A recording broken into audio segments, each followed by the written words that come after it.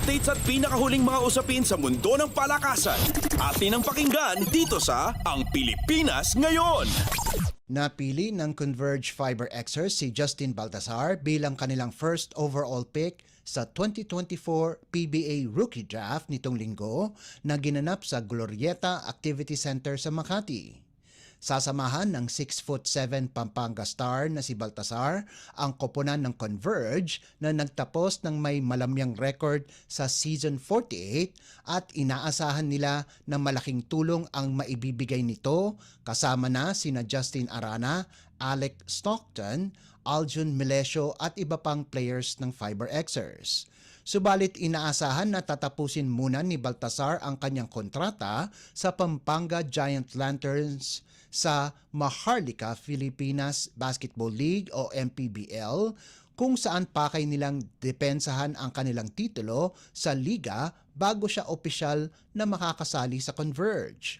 Samantala, pinili ng Blackwater Bossing si Cedric Bearfield bilang kanilang pinakabagong guard habang si RJ Abarientos ay maglalaro para kay Coach Tim Cone sa Barangay Ginebra San Miguel bilang number 3 pick.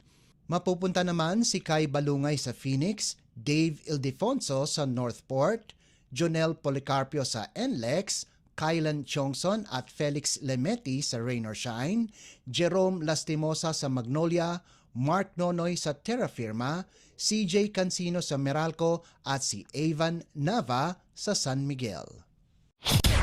Updates at pinakahuling mga usapin sa mundo ng palakasan. Atin ang pakinggan dito sa Ang Pilipinas Ngayon. Namatay na ang veteranong sports journalist na si Chino Trinidad nitong Sabado ng gabi dahil sa massive heart attack habang patungo ito sa isang pagpupulong. Kinumpirma ito ng anak ng 56 anyos na si Trinidad. Sa isang pahayag, sinabi ng pamilya ni Trinidad na namatay ang veteranong sports journalist Sabado ng gabi, ika-13 ng Hulyo. Nagparating naman ng pakikiramay ang Private Schools Athletic Association o PSAA sa pagkamatay ni Trinidad. Sinabi ng PSAA na magbibigay sila ng dalanganin sa pagbubukas ng Prisaa National Games na gaganapin sa Legazpi City, Albay mula Hulyo 20 hanggang 26. Nagsilbi bilang commissioner ng Philippine Basketball League si Trinidad mula year 2000 hanggang 2010 at isa ring consultant para sa Pilipinas Super Cup.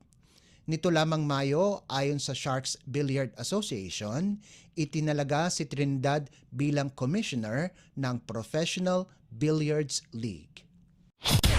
Updates at pinakahuling mga usapin sa mundo ng palakasan. Atin ang pakinggan dito sa Ang Pilipinas Ngayon.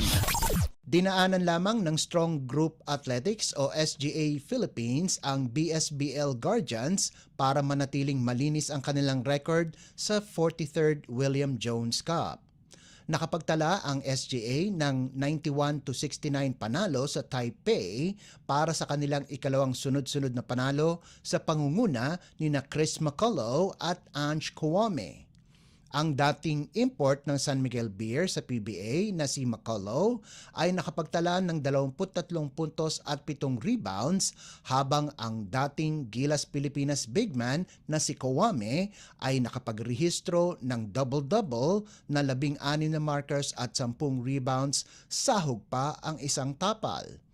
Nag-ambag naman sina Tahuan Agi ng 14 na puntos at 4 na rebounds, Jordan Heading na nagtapos ng may 9 na puntos at 2 assists at ang mga PBA draftees na sina Dave Ildefonso na nakalikom ng 7 puntos, 2 assists at 2 steals, Kylan Chongson na may 4 na puntos at 11 rebounds at RJ Abarientos na may 4 na puntos. Samantala, nanguna naman para sa BSBL si Jesse Gee ng may 19 na puntos at 10 rebounds, Atem Bior na nagtapos na may 14 na puntos at si Angus Howie na may 12 puntos. Updates at pinakahuling mga usapin sa mundo ng palakasan. Atin ang pakinggan dito sa Ang Pilipinas Ngayon.